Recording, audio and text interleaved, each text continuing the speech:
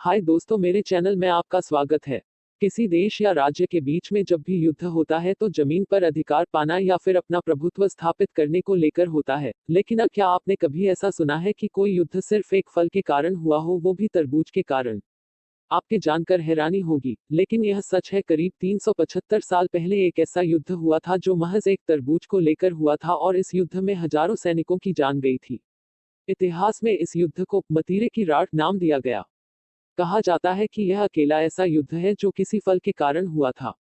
राजस्थान के कुछ हिस्सों ने मतीरे को तरबूज कहा जाता है और राड़ का मतलब झगड़ा होता है, इसीलिए इसे मतीरे की राड़ कहा जाता है।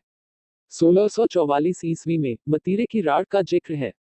बताया जाता है कि बीकानेर रियासत का आखिर गांव सीलवा में एक मतीरे की बेल लगी, लेकिन उसका फल नागौर रियासत के आखिरी गांव जाखनिया में उगा।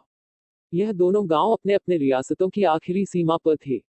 बीकानेर रियासत के लोगों का कहना था कि क्योंकि यह बेल उनके रियासत में लगी है इसीलिए फल भी उनका अधिकार है, लेकिन नागौर रियासत के लोगों का कहना था कि क्योंकि फल उनके यह पर है इसीलिए यह फल उनका हुआ। ऐसे में दोनों देशों के बीच झगड़ा शुरू हुआ जो युद्ध में बदल गया। कहा जाता है कि इस युद्ध में बीकानेर की सेना की अगुवाई रामचंद्र मुखिया ने की, जबकि नागौर की अगुवाई सिंघवी सुकमल ने की थी। लेकिन हैरत की बात यह था कि दोनों रियासतों के राजाओं को इसके बारे में कोई जानकारी नहीं थी। बीकानेर के राजा उस दौरान करण सिंह एक अभियान पर थे, जबकि नागौर के शासक राव अमर सिंह के बारे में कहा जाता है कि वो मुगल साम्राज्य की सेवा में लगे हुए थे। वहीं जब दोनों राजाओं को इस युद्ध की जानकारी हुई तो उन्होंने मुगल साम्राज्य से हस्तक्षेप की मांग की। कहा जाता है कि दोनों रियासतों ने तब मुगल साम्राज्य की अधीनता स्वीकार कर ली थी। हालांकि जब तक बात मुगल राजा तक पहुंची तब तक बात काफी बढ़ चुकी थी। उससे पहले ही दोनों रियासतों की सेनाओं में युद्ध हो चुका था, जिसमें हजारों सैनिकों ने अपनी जान गंवाई थी।